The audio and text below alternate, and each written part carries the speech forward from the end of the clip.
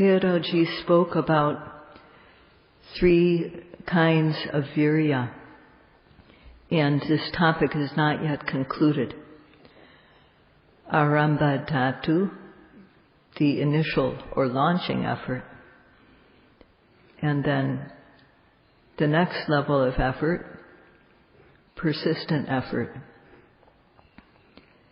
to overcome difficulties, and then the third level, Parakama Dhatu, effort which goes up stage by stage until one reaches the goal.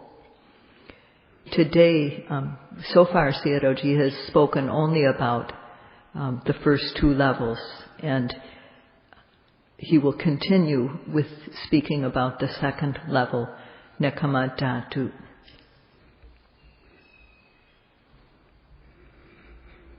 When we say that virya dispels the kilesas, this means that it doesn't give them a chance to arise. We can't dispel the kilesas that are happening. We can't dispel the ones that have already occurred. And we can't dispel kilesas that haven't arisen yet. But one can apply virya so that in the present they do not arise. Kilesas are worthless. There's ignorance or avijja, not knowing, and then there's not being disgusted by unwholesomeness, not being afraid of kilesas. And then there's the scattered mind, the mind that is just scattered for no reason at all. So these 4 unwholesome qualities are present every time the unwholesome mind arises. And when the situation goes further, if one encounters an enticing object, something that inspires lust, then the mind will arise together with lobha or greed. And when there's something dissatisfying, then the mind will arise together with dosa or anger. And if one just lets things go, then it can go to the extreme of taking the transgressive form of kilesas. So virya, in order not to let this situation develop, virya does not accept kilesas. It doesn't give them any place.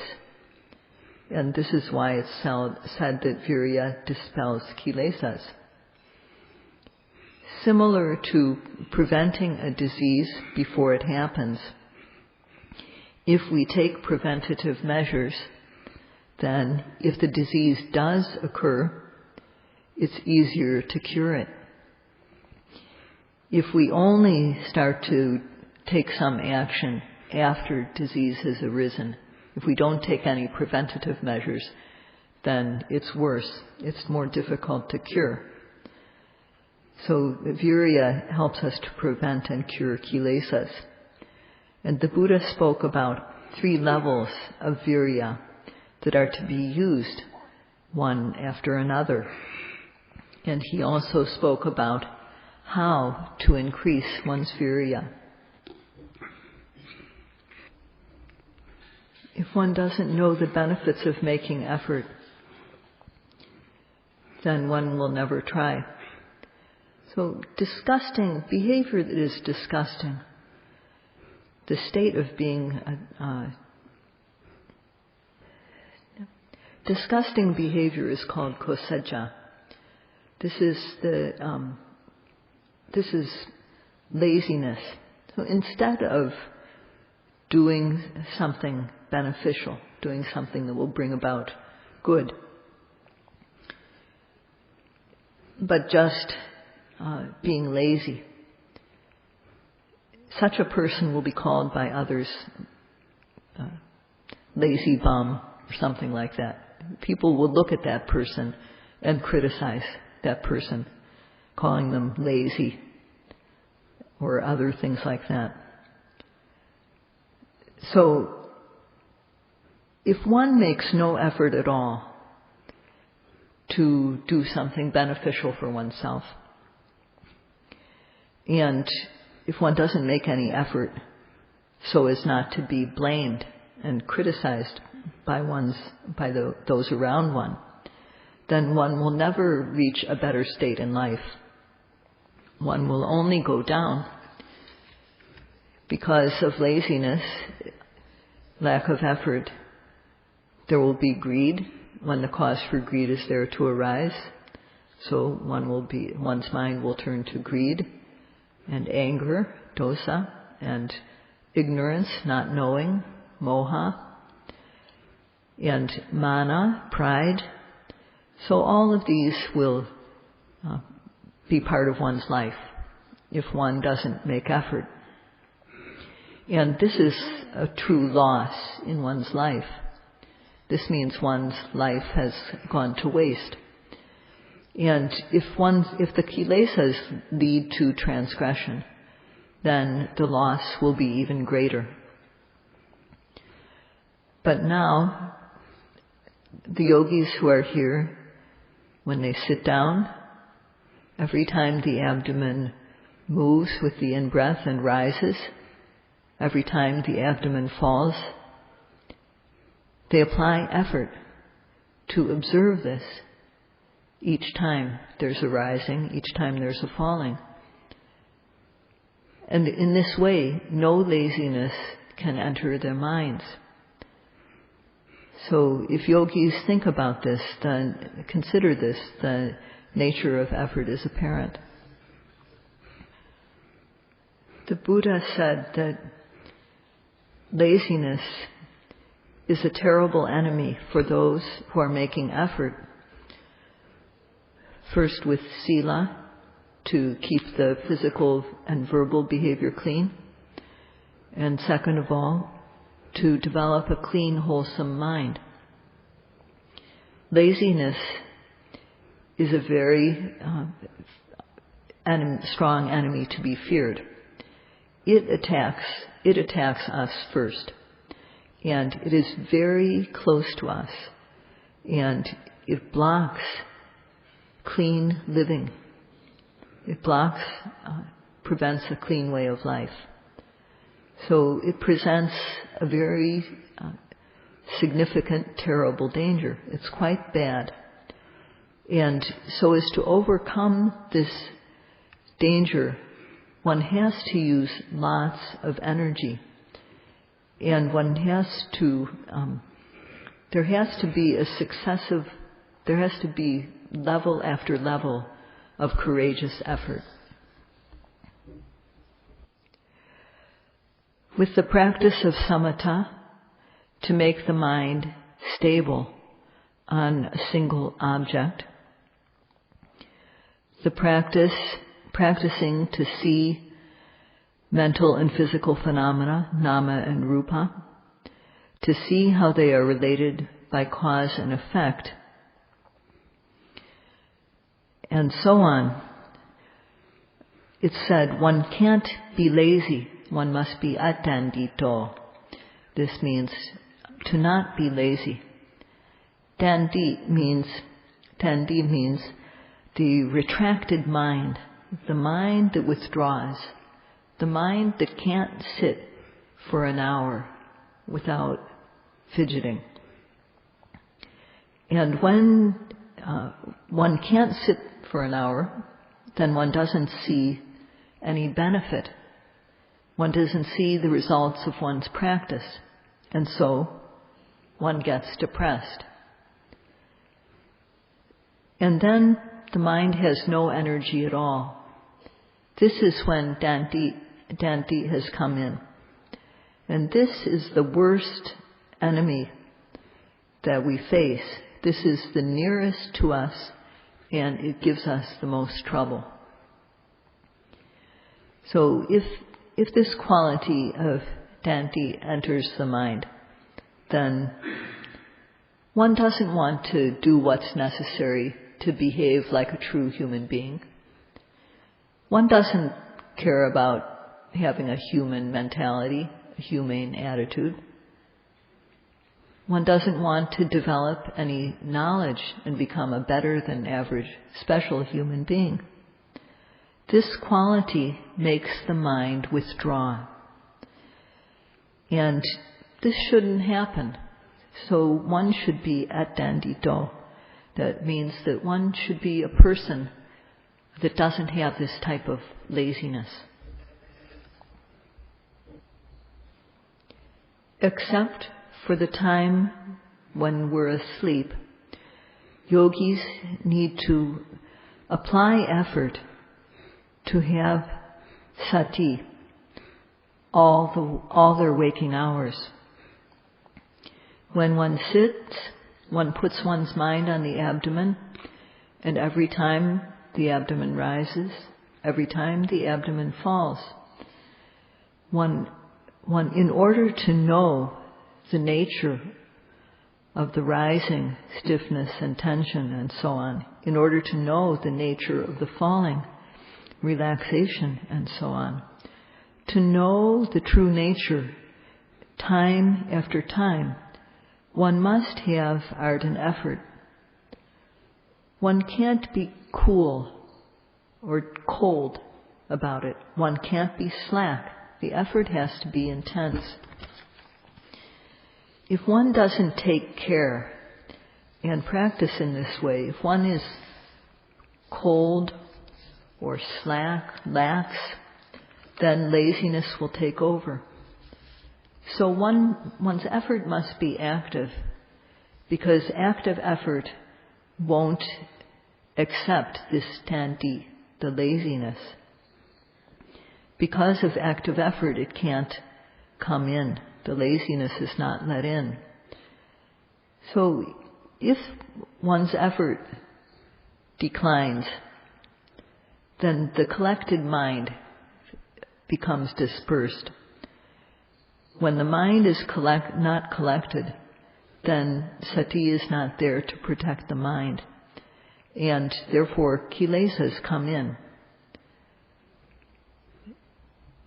The collectedness of mind decreases, goes away, because there is no samadhi. So when that happens, the mind just goes helter-skelter. And for people who are in that situation, who have no way to control the mind, whatever object their mind encounters, kilesas are sure to arise. What this is like, it's like when one has a plot of land, a piece of land, but doesn't put that piece of land to use.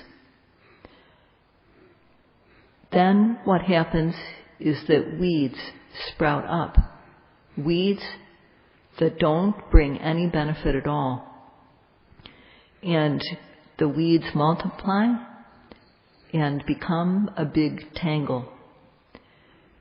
And because one doesn't put one's plot of land to use, it goes to waste. One should consider one's life to be one's own plot of land, one's own piece of land. And if one doesn't put this piece of land to use, then what will happen is weeds will sprout. The weed of lobha, greed. The weed of anger, dosa. Moha, not knowing. Mana, thinking highly of oneself. And so on. The weeds will multiply. And one's life, one's plot of land, will become a jungle. And this is called kilesa bhumi. That means the place where kilesas arise. most people in the world, for most people in the world, their own being is this type of place, the place where kilesas arise, kilesa bhumi. Because they do not know how to put their life to use, it just goes to waste. So one who knows how to use one's piece of land will at least do something like plant flowers, because those are nice to look at, and when we see them we feel good. And then, well, plant fruit trees or other fruit-bearing plants, and then when these bear fruit we can use the fruit, we can eat it. And we can plant big trees that give shade, and then we can get the benefit. So when we put our own piece of land to use, it becomes very beneficial. And so too, our own mind and matter, our own nama and rupa, is something that we need to put to use. First of all, we need to eliminate pests that attack the trees. So we need to plant, first of all, the tree of sila. This sila that we keep, when we see it, when we reflect on it, it makes our mind clear and clean. It makes us feel good. And the next type of tree to plant is done by making effort to make the mind clean moment by moment, with effort, virya, with sati, which follows this, and with samadhi. So when these three factors are developed, the mind becomes clean moment by moment. And this is progress. And to see this, too, makes our mind feel happy. And then we need to develop knowledge stage by stage. This is the third thing that we do with our plot of land. When we develop knowledge, bit by bit, we eliminate wrong views. And so, just as when we plant flowers and come to see them, we plant fruit trees, we plant shade trees, and we gain the benefits from these. We can think of how we'll feel when we get those benefits. So, this is similar to having planted plants that can bear flowers, bear fruit, and provide shade. So too, this work of keeping sila, making the mind clean, developing knowledge, is like putting our plot of land to use. So, our being, just like land is just a piece of land. And if we don't use it, then weeds will grow, and it won't be something we want to look at. But when we use a piece of land and plant beneficial things, then it will be very good for us. So too, our being is like this. We can use it or not. And if we use it, then it becomes panya bhumi, the place where panya, wisdom, arises one by one. And this is very good to see. One who is lazy does not know how to use their own plot of land, or knowing a way to use it doesn't have any faith that doing this is good, doesn't have any desire to apply this method of putting one's plot of land into use. So if that is the case, then one's plot of land will just become a tangle of weeds that are impossible to clean up. And just like weeds, a tangle of weeds can hide harmful pests, things that cause harm to us, so too the tangle of kilesas can harbor things that will harm us too. So, on the other hand, one who knows how to put one's plot of land, that is one's life, to use, can get a lot of benefit from doing so. Because one knows how to use one's own plot of land, one gets shade, one gets flowers, and one gets fruit from the plants one has planted. And these make us feel good when we see this situation. And this is similar to putting our nama and rupa, our mind and body, to use the way we are now. With sila, we create clean physical and verbal behavior. This is like cleaning up the biggest weeds. And then with virya, sati, and samadhi, each time these occur, moment by moment, kilesas don't arise. And further, when one reaches the stage of, when one develops knowledge bit by bit, and especially when one reaches the stage of uddiyabhya jnana, one gains a happiness that is far better than any type of human or celestial happiness. It's a happiness that never gets old, never gets boring. So, just as when we plant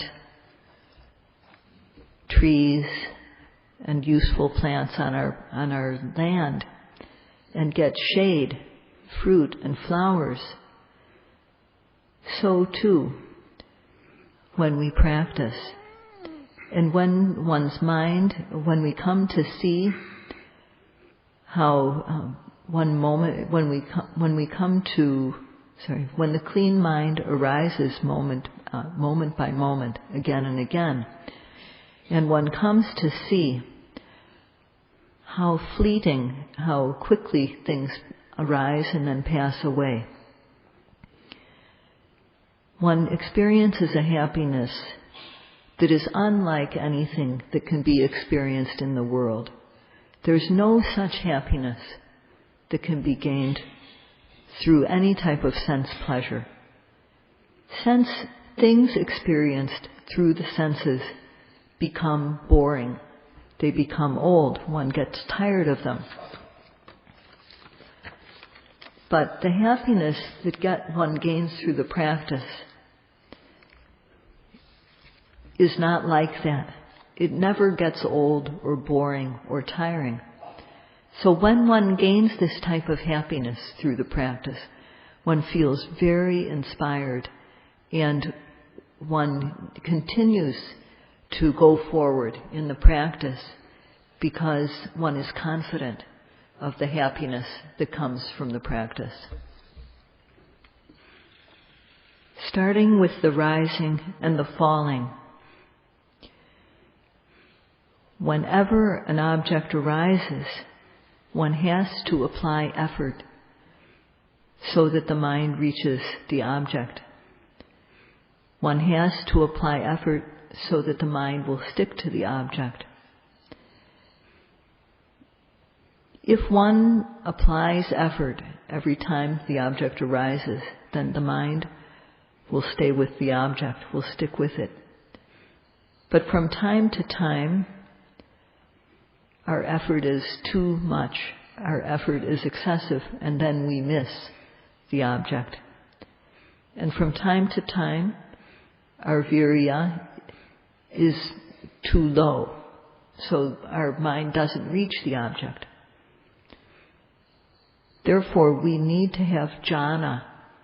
We need to have the quality of aiming that is called vitakka, so that we are able to reach the target as well as hit it directly. So in order to reach the target, for example, as when we are throwing darts, when we want the dart to reach the target, we have to apply strength. And we also have to be accurate. Our aim has to be accurate. And if we can do that, we'll get somewhere. We'll hit the target somewhere. And at least we'll get some points. And as we keep on practicing and get closer and closer to the target, we get closer and closer to the bullseye, we get more and more points. And when we hit the bullseye, then we get the most points we can get, full marks. So one who practices darts and wants to try to get the bullseye, they have to practice until they become skilled. But through practice, one gets to the point where one can hit the bullseye without making any special effort. One can just look at it and throw and hit the bullseye because one has developed the skill. And the practicing yogis are like this. Later on in the practice, when one becomes skilled, one doesn't need specifically to aim or to make effort. But at first, one has to make effort to observe the object, and one has to have the aiming factor, the jhanic factor of vitakka, so that the mind is accurate. When there's effort and aiming, one will contact the object. One will meet up exactly with the object. And when the mind contacts stiffness, there will be one will know the stiffness. So sometimes the mind will fall on stiffness. Sometimes it will encounter tension. Sometimes it will encounter relaxation. When we contact these types of qualities, this is like getting a hit. This is when the quality of vichara has been developed, the ability to stay in contact with the object. So when this quality arises of vichara, in addition to effort and aiming, then one will be definite about the object one is observing. One will know exactly what it is. So in order for this quality of vichara to arise, one has to have effort to observe the object when it arises, and one has to aim every time. So this is our daily work. This is what we have to do. And if we apply aiming and effort moment by moment, eventually samadhi will arise, sati will become steadfast, samadhi will arise, and knowledge will develop. And these will happen automatically. Today, a yogi said that in the past days, because of painful feelings, the yogi was scared and thought about leaving the center, thought about leaving the retreat. But now, because the yogi's noting had become continuous, the yogi was able to observe the Vedana as it is, simply as Vedana. And the yogi saw how the Vedana arose and passed away. And after that, there wasn't any more pain. Then joy arose, piti, sukha. So this is what happens when one practices. And tomorrow, Sayadaw would like to speak about how, with the application of effort and aiming, how sati, samadhi, and panya arise. Today the time is up, so that's all for today. Sadhu, sadhu, sadhu.